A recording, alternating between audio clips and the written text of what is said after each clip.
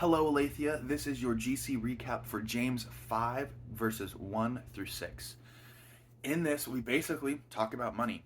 We first realize that when it calls to the rich and it is trying to call the rich out on some of their practices, it's a call to each one of us, especially here in the US, because we have a unique opportunity and availability to resources and wealth that is unparalleled in the world at large.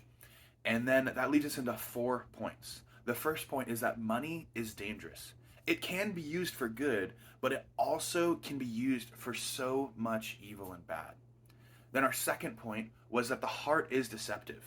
In light of our first point, our heart has a tendency to use money for selfish needs and gains.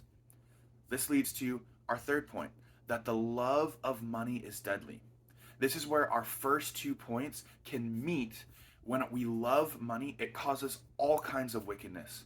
This is when we see the struggle and strain of selfishness, of spending money on yourself to fatten your heart towards your own gluttonous desires, not just with food, but literally with so many other things and so many pleasures that the world is drawing us to. It also is the way that we might be less generous or less fair in how we use our money, even when we have plenty. Uh, that leads us to our fourth point, that only the gospel can deliver us.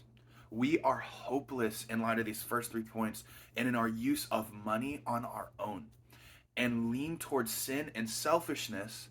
And it is only in the hope of Christ that we can see freedom.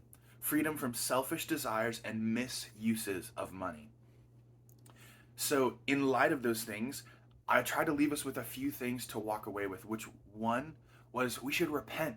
We should see the ways that we have lacked in generosity, that we're drawn in by the culture's desire for more things, and we should repent. We should lay it before the Lord and ask that He would give us a generous spirit, a selfless spirit with the use of our money. Then, secondly, was to grow in financial wisdom. It doesn't have to be complicated, but we should know what we have and how we use it and try to be intentional walking in the future just to honor God with our money. Thirdly, was how can we grow in contentment?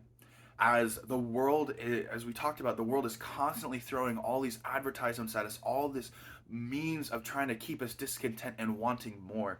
And the challenge here is, what do you have and how can you be content with what you have rather than what you want and what the world is telling you need? Then the last point was to be generous. How can we be generous with what we have? It doesn't have to be a lot. You can do a lot with just a few dollars as a student and to use that money for good, whether it is supporting opportunities to build God's kingdom globally, whether it is supporting your local church or supporting organizations that try to care for the community, that try to speak into dark places, using your money to support the mission of God to this world. And with that, guys, go and be the church.